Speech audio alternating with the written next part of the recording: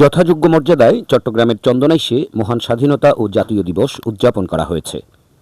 দিবসটি উপলক্ষে গত বৃহস্পতিবার সূর্যোদয়ের সাথে সাথে উপজেলা প্রশাসনের আয়োজনে ৩১ বার তোপধ্বনির মাধ্যমে দিবসটির সূচনা করা হয়। এরপর চন্দনাইশ পৌরসভা শহীদ মিনার চত্বরে পুষ্পস্তবক অর্পণ করা হয়। সকাল ৯টায় কাশেম মাহবুব উচ্চ বিদ্যালয় মাঠে আনুষ্ঠানিকভাবে জাতীয় পতাকা উত্তোলন, শান্তির প্রতীক পায়রা অবমুক্তকরণ, পুলিশ, ফায়ার সার্ভিস ও civil defence, Ansar, BDP, BNCC, scout, girls guide সহ বিভিন্ন শিক্ষা প্রতিষ্ঠানের ছাত্রছাত্রীদের উদ্যোগে কুচকাওয়াজ ও মহিলাদের ক্রীড়া অনুষ্ঠান অনুষ্ঠিত হয়। পরে সকাল ১১টায় উপজেলা পরিষদ অডিটোরিয়ামে উপজেলা নির্বাহী অফিসার ও উপজেলা পরিষদের প্রশাসক মোহাম্মদ রাজীব হোসেনের সভাপতিত্বে বীর মুক্তিযোদ্ধা ও শহীদ পরিবারের সদস্যদের সংবর্ধনা এবং আলোচনা সভা অনুষ্ঠিত হয়। এতে প্রধান অতিথি ছিলেন চট্টগ্রাম ১৪ আসনের সংসদ সদস্য আলহাজ জসিমউদ্দিন আহমেদ।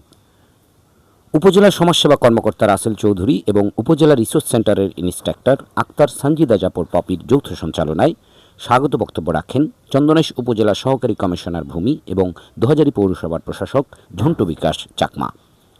বক্তব্য রাখেন চন্দনাইশ থানার officer in charge OC Mohammad Ilias Khan PPM, Chattogram দক্ষিণ জেলা মুক্তিযোদ্ধা সংসদের যুগ্ম সম্পাদক বীর মুক্তিযোদ্ধা জাফর আলী হিরু।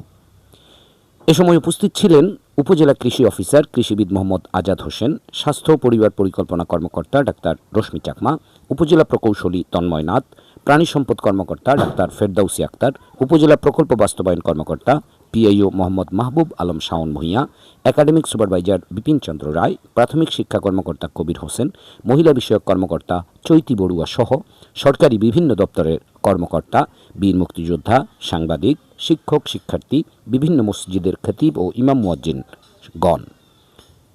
পরে ২৪০ জন বীর মুক্তিযোদ্ধাদের মাঝে নগদ অর্থ এবং মুক্তিযোদ্ধা ও তাদের পরিবারদের মাঝে উপহার সামগ্রী প্রদান করা হয়।